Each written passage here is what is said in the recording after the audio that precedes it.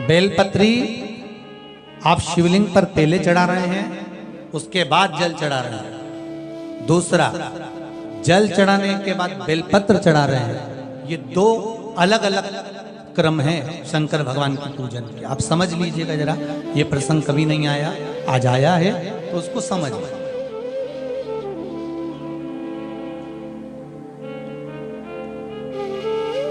पहले बेलपत्र, उसके बाद में जल जो चढ़ाया जाता है, ये रोग मुक्ति के लिए चढ़ाया जाता है। काहे के लिए चढ़ाते हैं अपन? रोग के निवारण, रोग मुक्ति के। आप शिव मंदिर में जाकर दर्शन करेंगे तो दो चीजें अपने को दर्शन करने को मिलेगी। एक, भक्त आता है शंकर जी के मंदिर में, लोग भाव से पहुंचते हैं तो पहले वो क्या करते हैं, पहले बेलपत्री चढ़ा देते हैं, फिर जल चढ़ा देते हैं। और एक भक्त जो शिव मंदिर में पहुंचता है, पहले जल चढ़ाता है, फिर बेलपत्र चढ़ाता है। दोनों का अलग अलग क्रम है, दोनों का अलग अलग भाव वर्णन है।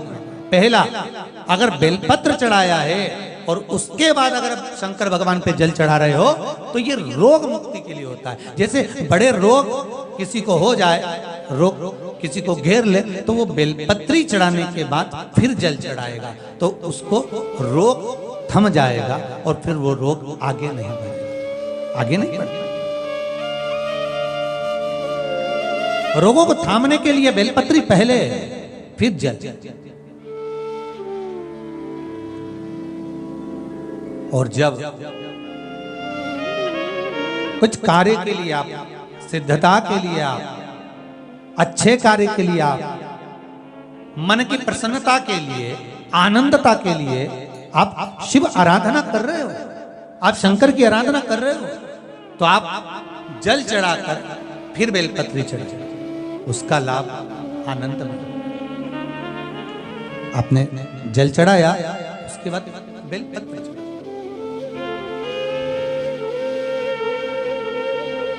बस एक बात का स्मरण आपको होना चाहिए शिव महापुराण का, कि जब भी आप भगवान शंकर को बेलपत्र चढ़ाते हैं, बेलपत्र समर्पित करते हैं, बेलपत्र समर्पित करते समय प्रयास करा करें कि ये बेलपत्र को जब भी आप समर्पित करें, प्रयास करें कि बीच की जो पत्ती होती है बेलपत्र की, मध्य की जो पत्ती होती है, उसको अंगुष्ठ से पकड़ा जाए। उसके बाद में आप फिर बेलपत्री को शिव पर समर्पित करें, प्रयास करें।